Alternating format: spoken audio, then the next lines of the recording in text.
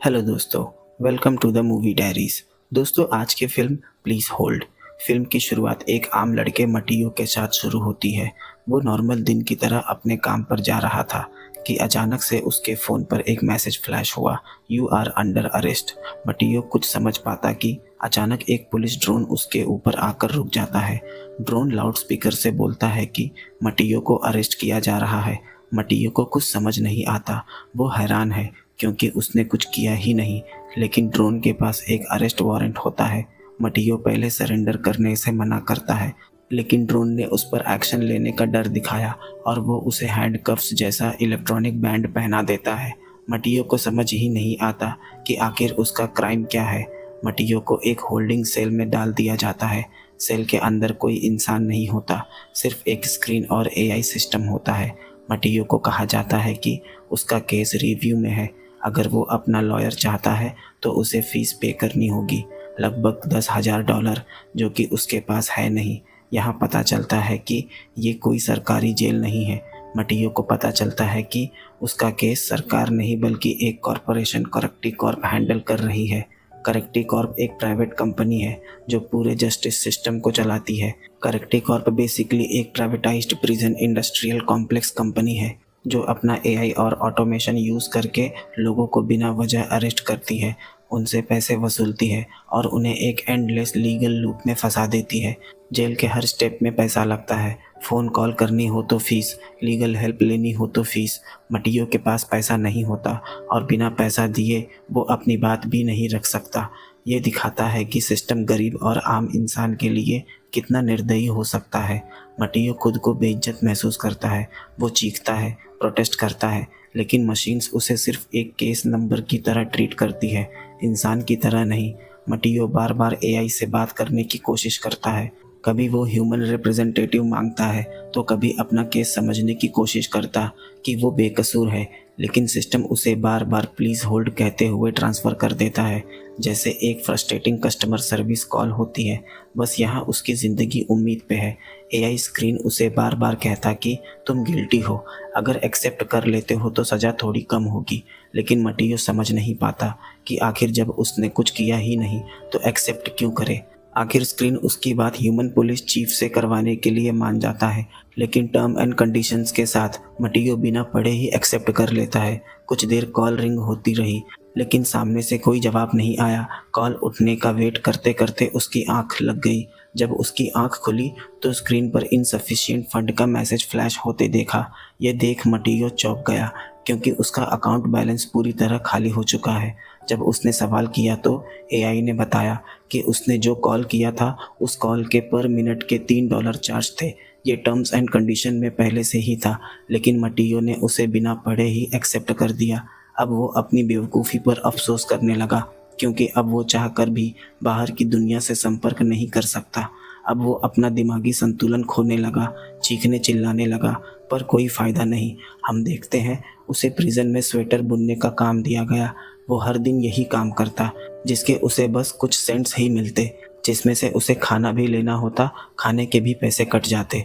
उसने दिन रात काम कर किसी तरह से एक महीने में $5 जमा कर लिए, जिससे सिर्फ 1 मिनट ही कॉल हो पाएगी। वो लॉयर अरेंज करने की सोचता है, लेकिन सब कुछ कॉस्टली और कॉम्प्लिकेटेड है। किसी तरह उसने अपनी माँ और पिता को वीडियो कॉल किया। उसे इस तरह से देख दोनों हैरान हो गए। मटियो के पास अपनी बात समझने का वक्त नहीं था, लेकिन उसने इतना बता दिया कि वो जेल में फंसा हुआ है। उसके पेरेंट्स भी कंफ्यूज्ड होते हैं कि बिना क्राइम के इसे क्यों अरेस्ट किया गया। मटियो ने कहा उसे बस $10,000 की ज़रूरत है लॉयर के लिए। माता पिता तो इतने पैसे सुनकर ही घबरा गए, क्योंकि ये तो काफ़ी ज़्यादा पैसे थे। इतना कहते ही कॉल डिस्कनेक्ट हो गया, क्योंकि पैसे ख़त्म हो चुके थे। उसके दिन इसी तरह बीतने लगे। एक वक्त आता है जब मटियो सोचता है कि शायद कोई ग्लिच या सिस्टम एरर उसकी मदद करेगा। उसके दिल में एक छोटी सी उम्मीद जागती है कि शायद सच बाहर आ जाएगा, लेकिन हर बार उसकी होप तोड़ दी जाती। या तो न्यू फी लग जाती है, या सिस्टम उसकी बात इग्नोर कर देता है। यहाँ तो खाना भी मुफ्त का मिलता नहीं, उसके लिए भी काम करना होता है। उसने उम्मीद तो लगभग खो दी थी कि उसके माता पिता उसे पैसे भेजेंगे। अब वो धीरे धीरे यहाँ के माहौल में ढलने लगा।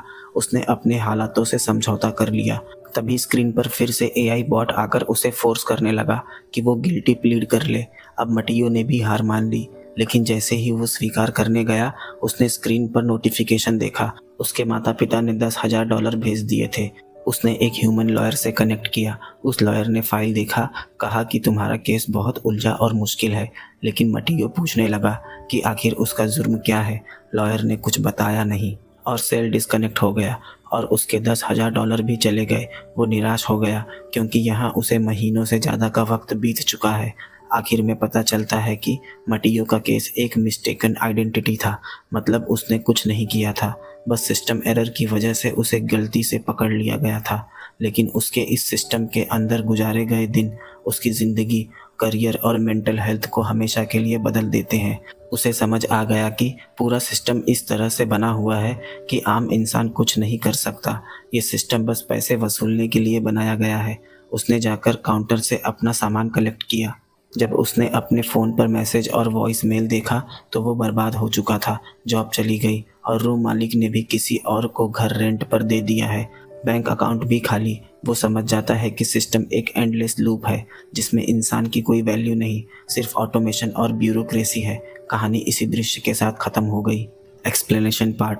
प्लीज़ होल्ड ये शॉर्ट फिल्म एक सटायर है जस्टिस सिस्टम और टेक्नोलॉजी के ब्लाइंड ऑटोमेशन पर।